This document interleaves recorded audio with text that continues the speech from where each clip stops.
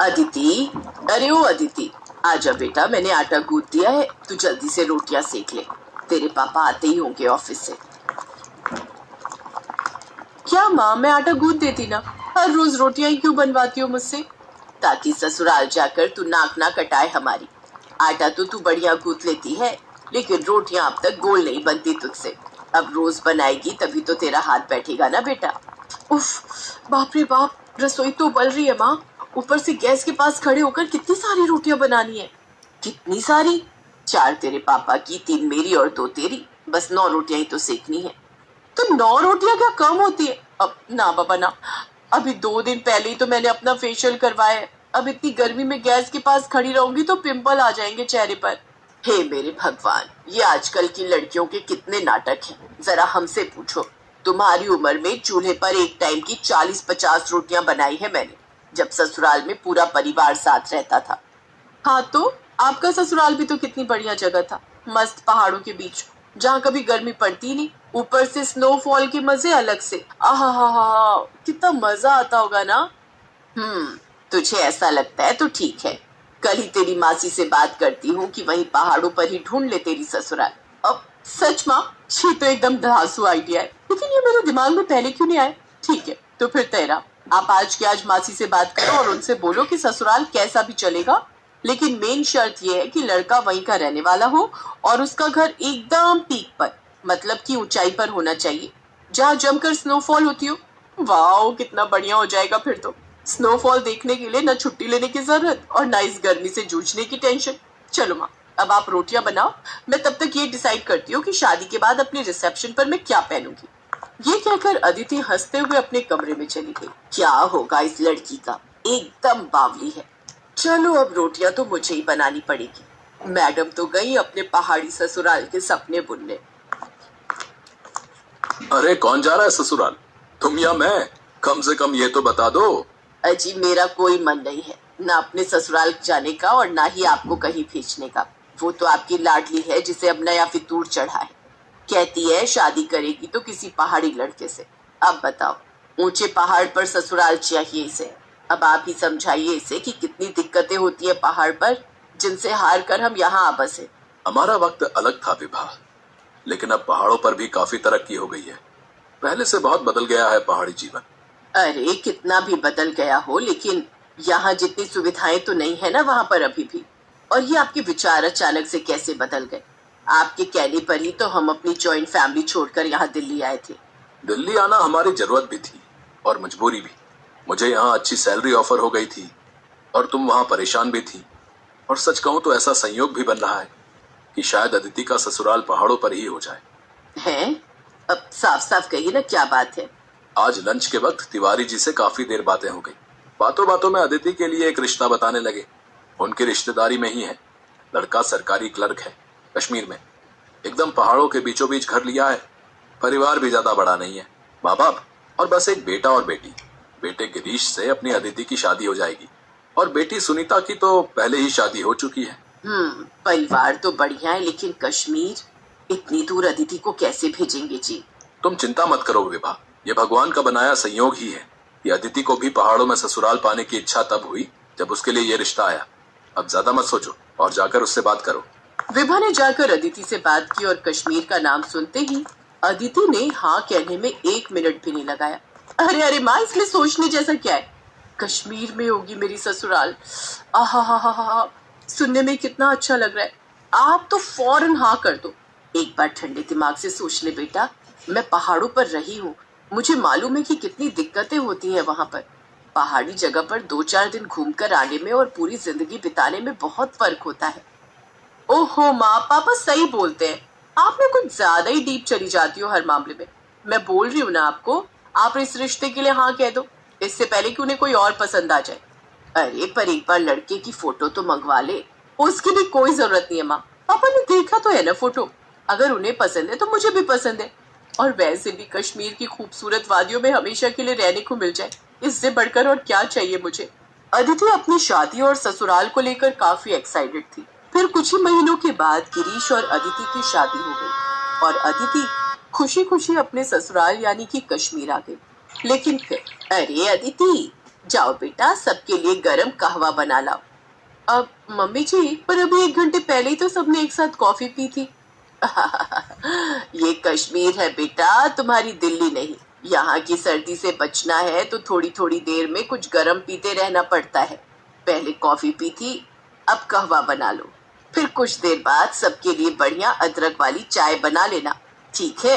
ये अदिति का ससुराल था, ऊपर से कश्मीर जैसी ठंडी जगह, तो मायके वाले बहाने यहाँ अदिति के काम नहीं आने वाले थे।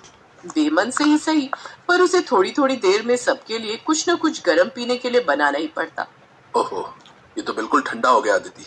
अरे मैं तो तुरंत ही बनाकर लाई थी, इतनी जल्दी ठंडा भी हो गया। हाँ बेटा, यहाँ ऐसा ही होता है। जाओ सबके लिए दोबारा गरम करके ले आओ, और इस बार केतली में डालकर लाना तो ठंडा नहीं होगा। धीरे धीरे अदिति को पहाड़ी जीवन के साइड इफेक्ट्स पता चल रहे थे। पहाड़ों पर रहने का तरीका, खाने पीने का तरीका, सब कुछ उसके मायके से बहुत अलग था। और फिर एक दिन, बड़ी ठंड है, ये लाइट कब तक आएगी जी? लाइट अब गई है तो आराम से ही आएगी। है? ऐसे कैसे? बिना हीटर की तो मेरी हालत खराब हो जाएगी। अच्छा सुनिए ना, हमारे पास इन्वर्टर भी तो है। हाँ है तो सही, लेकिन उसे हम बुरे वक्त के लिए बचा कर रखते हैं, ऐसे थोड़ी मोड़ी ठंड में नहीं चलाते। क्या? अच्छा, इससे बुरा वक्त और कौन सा आएगा? देखिए ना, मेरे हाथ पैर बर्फ जैसे ठंडे पड़ गए। तुम्हें अभी यहाँ की आदत नहीं है ना, इसीलिए ऐसा हो रहा है। तुम फिक्र मत करो, ये रजाई ओढ़कर लेट जाओ, फिर ठंड नहीं लगेगी तुम्हें। और फिर अगले दिन, ये क्या, सुबह के 11 बज गए और अब तक धूप नहीं खिली। धूप की उम्मीद तो छोड़ ही दो बेटा, ये दिसंबर का महीना है, अब तो सीधा बर्फ गिरेगी। बर्फ गिरने की बात सुनकर अदिति खुश हो गई, क्योंकि उसे शुरू से ही स्नोफॉल बहुत पसंद था। लेकिन फिर जब सच में बर्फबारी हुई तो उसकी हालत पहले से भी खराब हो गई। अदिति क्या कर रही हो? चलो ना, बाहर कितनी बढ़िया बर्फ गिर रही है। तुम्हें तो कश्मीर का फर्स्ट स्नोफॉल देखना था ना। हाँ देखना तो था, लेकिन बहुत ठंड है जी। ओहो, मैंने तो ध्यान ही नहीं दिया। स्नोफॉल के दौरान रूम हीटर नहीं चला सकते। पर ऐसा क्यों? क्योंकि स्नोफॉल के टाइम सारे खिड़की दरवाजे बंद रखने पड़ते हैं, और ऐसे में रूम हीटर चलाना खतरनाक हो सकता है, बस इसीलिए। चलो अब तुम जल्दी से बाहर आओ, सब तुम्हारा वेट कर रहे हैं। लेकिन जब वो अपने कमरे से बाहर आई तो उसे देखकर सब अपना पेट पकड़कर हंसने लगे। ये क्या हाल बना लिया तुमने अदिति? एकदम कार्टून लग रही हो। सबको खुद पर हंसता देखकर अदिति को बुरा लगा और उसकी आंखों से आंसू बहने लगे। कोई बात नहीं बेटा, पहाड़ों में ससुराल होने के कई फायदे हैं तो कुछ नुकसान भी है, मैं समझती हूँ। लेकिन मुझे भरोसा है कि धीरे धीरे तुम भी ढल जाओगी, जैसे मैं ढल गई। लेकिन फिलहाल तुम्हारी हालत देखकर लगता है कि तुम्हें कुछ दिनों के लिए अपने मायके हो आना चाहिए। क्यों, सही कहा ना मैंने? अपनी सास की बात सुनकर अदिति के चेहरे पर स्माइल आ गई। वो समझ गई थी कि पहाड़ों में ससुराल होने के बारे में सोचने और असल में वहां रहने में काफी फर्क है। ऐसा नहीं था कि वो हिम्मत हार गई थी, लेकिन फिलहाल वापस कुछ दिन अपने मायके में आकर रहने के लिए वो बहुत एक्साइटेड थी।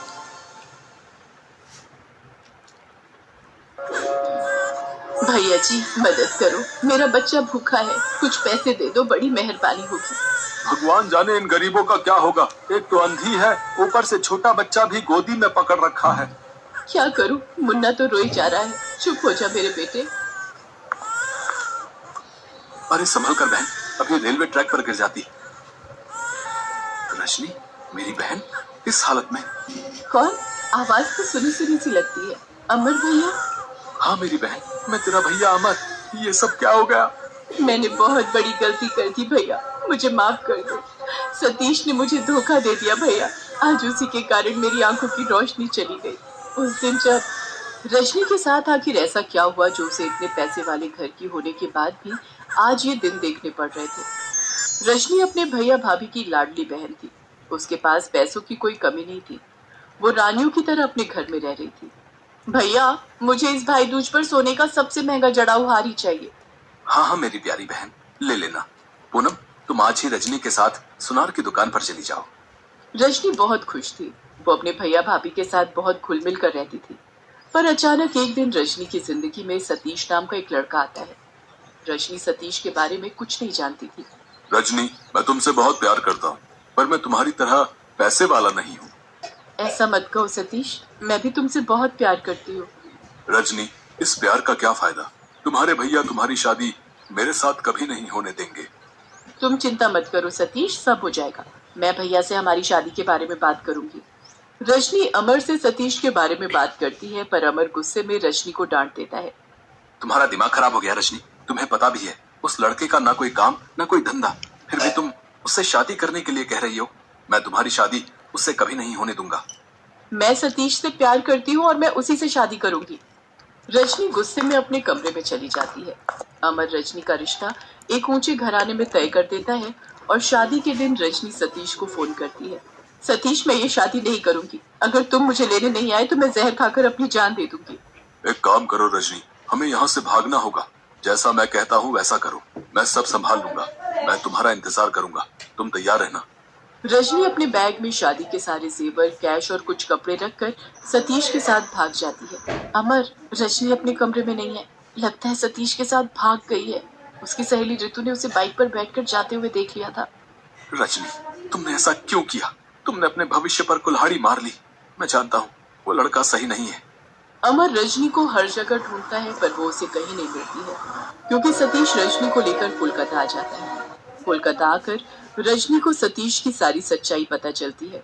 शादी के बाद सतीश शराब के नशे में रजनी को खूब मारता था। तुम आज फिर शराब पीकर आए हो सतीश, और तुमने मेरे सारे जेवर बेच दिए। मेरे आगे जुबान लड़ाती है? हाँ, मैं पीकर आया हूँ। मैंने बेच दिए तेरे जेवर। बोल क्या कर लेगी? भैया सही कह रहे थे, तुम अच्छे इंसान नहीं हो। तुमसे शादी करना मेरी सबसे बड़ी भूल थी। सतीश ऐसे ही गुस्से में रोजाना रजनी को मारता पीटता था। रजनी अब एक बच्चे की माँ बन चुकी थी। मुझे घर का राशन और मुन्ना के लिए दूध लाना है, और तुम यहाँ बैठकर दोस्तों के साथ शराब पी रहे हो। तुम्हें शर्म आनी चाहिए। मेरे दोस्तों के सामने मेरा अपमान करती है। तुझे आज मैं नहीं छोड़ूंगा। सतीश गुस्से में रजनी को धक्का दे देता है। रजनी के सिर पर गहरी चोट आती है और वो लहूलुहान हो जाती है। सतीश उसे उसी हालत में छोड़कर वहां से भाग जाता है।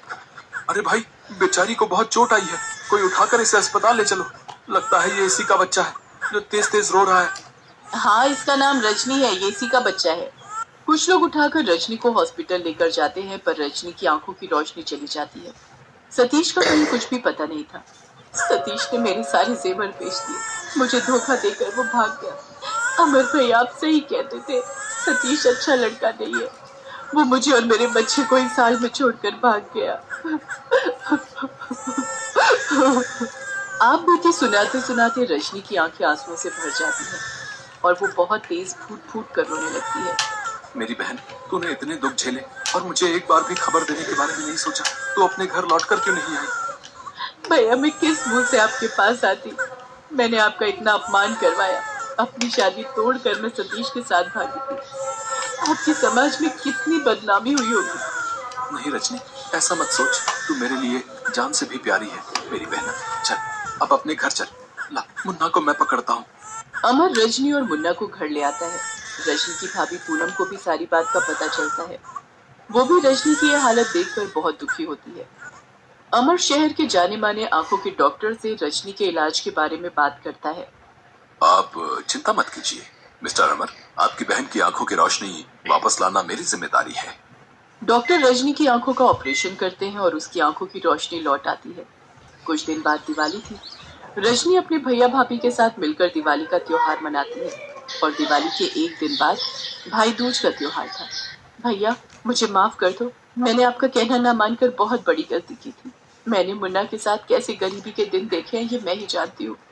मुझे सतीश से बहुत नफरत हो रही है। अगर वो एक बार मेरे सामने आ जाए तो मैं उसे जिंदा नहीं छोड़ूंगी। रजनी, जो हुआ उसे भूल जाओ और मुन्ना के साथ अपनी नई जिंदगी की शुरुआत करो। आओ बैठो भैया, मैं आपको भाई दूज का तिलक कर दूं। कब से मैंने और आपने मिलकर भाई दूज का त्योहार नहीं मनाया। ये देखो रजनी, तुम्हारे और मुन्ना के लिए कितने सुंदर उपहार खरीदे हैं मैंने। रजनी, तुम्हें सोने का जड़ाऊ हार पसंद है ना? देखो, मैंने सुनार से आज भाई दूज के दिन के लिए ही बनवाया था।